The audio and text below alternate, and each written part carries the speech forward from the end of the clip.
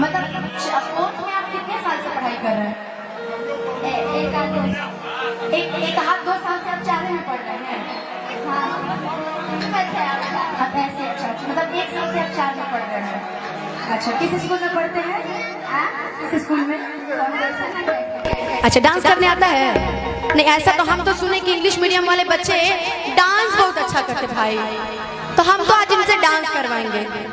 सुनिएगा कि सावन सोमारी करी रोजो जल ढारी करी, ऐसे नहीं जाने नहीं देंगे हम।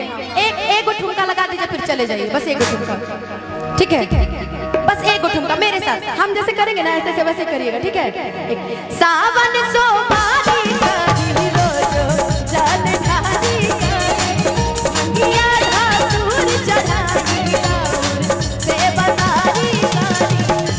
और कभी शादी के बारे में सोचे हैं? नहीं सोचे हैं? अब सोचिएगा और मम्मी से कहिएगा कि मम्मी हम भोलेनाथ से मनाते हैं, भैया धीरे धीरे, कि हम भोलेनाथ से मनाते हैं कि भगवान की वधु दिहाय ऐसन होखे। वधु मतलब जानते हैं क्या? पत्नी। इनको पता है वधु मतलब पत्नी होता है। वाह! कि वधु दिहाय ऐसन होखे और जिंदगी निभाए बाबा। आपको पत्नी कैसी चाहिए? कैसी चाहिए? कि सब होके हुनर में हारारू चाहिए। अरे रुकिए रुकिए रुकिए, बच्चे ने कुछ बोला है कि सब होके हुनर में हारारू चाहिए। सुंदर कि भोला पुजराउर गोड़ चाहिए, चंदा चकोर नाही गगेज में मांगिले फॉर्च्यूनर। ओहो अच्छा इसे कर दीजिए कि सब होके हुनर में हारारू चाहिए, सब होके हुनर में हारारू चाहिए। भोला पुजराउर गोड़ चाहिए, चंदा चकोर, भोला पुजराउर गोड़ चाहिए, चंदा चकोर नाही गगेज में मांगिले कि सब होके हुनर मेरा रुचि सुंदर, सब होके हुनर मेरा रुचि सुंदर। इनके मम्मी पापा सुन रहे कि नहीं भाई? सुन रहे हैं? अच्छा एक बार जरा चारों तरफ से पापा हम हैं। अच्छा पापा रंगदार हइये हवे भरनी।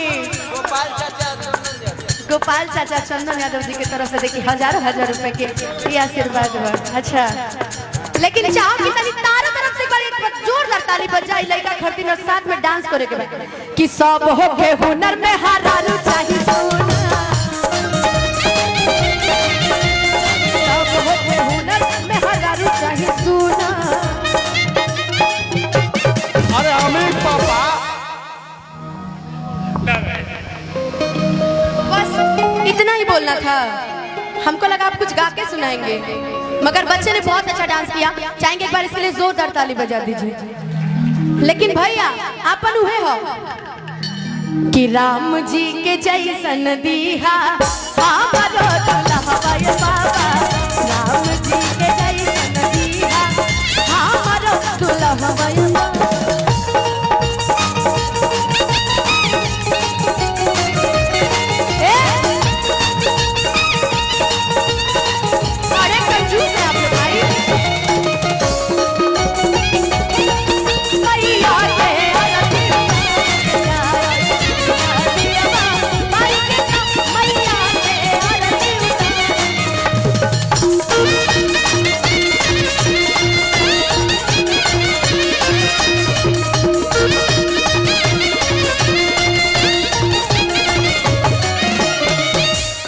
पत्नियां एक चीज और मांगती हैं, आपकी शादी नहीं ना हुई है, आप भी मांगती होंगी कि हे भोलेनाथ जैसे रउआ गौरा जी के माने नु वैसे हमरो सजनवा तनी हमरो के माने। बाकी राउरे को जोन आदत बा ना हमरा के तनिको नीक नहीं खेलागे। हैं कौन आदत जनतनु बहन? सुनिए ना, जानती है कौन सा आदत? भांग पी के गाड़ी मत चलाई हां मोर डालाई पर सजो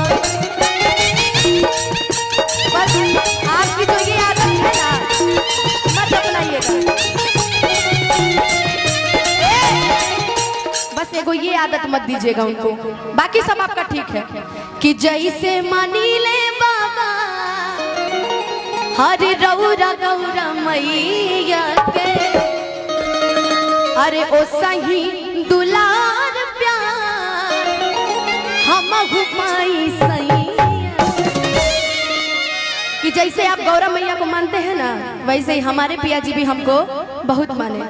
चाहे आयुष म्यूजिक सेंटर वाली की जो पत्नी होगी वो भी यही मानती होगी कि हम अहू दुलार प्यार पाई अपना सैया से।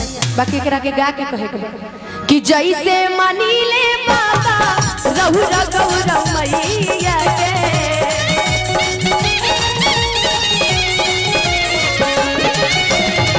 ओ सही दुलार प्यार हम पाई सैया से।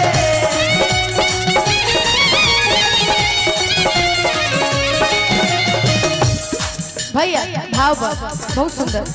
पंकज नियान जानी भैया जीत भैया जानी दी हवा रहवाय बाबा। आ दुल्हा केकरा नियन मांगतरी लड़की, केकरा नियन, केकरा नियन? राम जी के जैसा। केकरा नियन? तनी तेज से बोला, केकरा नियन? अब तारा के तो मिल गइल, अब क्या चाहिए? तारा मिल गया तब बोल तोड़ू। बाकी अच्छी बात है कि पंकज नियान जानी, अरे हाय भैया बन के जानी दीहा, अरे ऐसन बहू रहबा ये बाबा। मनो तनी स्मार्टो रहे, तनु निमनो रहे, तनी कमो करे वाला रहे। वो वाला तो पक्का रहे कि पंकज नियान जानी बजी हवा रहबा ये बाबा। पंकज नियान जानी बजी हवा रहबा ये बाबा। राम जी के जैसन दीहा, राम जी के जैसन दीहा हमरो दुल्हा ये बाबा। राम जी के जैसन दीहा हमरो दुल्हा ये बाबा। सासु चाही माई जैसन देवरा छठ भाई जैसन, सासु चाही माई जैसन देवरा छठ भाई जैसन हो जब बिया हवाई बाबा। राम जी के जैसन दीहा, राम जी के जैसन दीहा हमारो दुल्हा ये बाबा। राम जी के जैसन दीहा हमारो दुल्हा ये बाबा।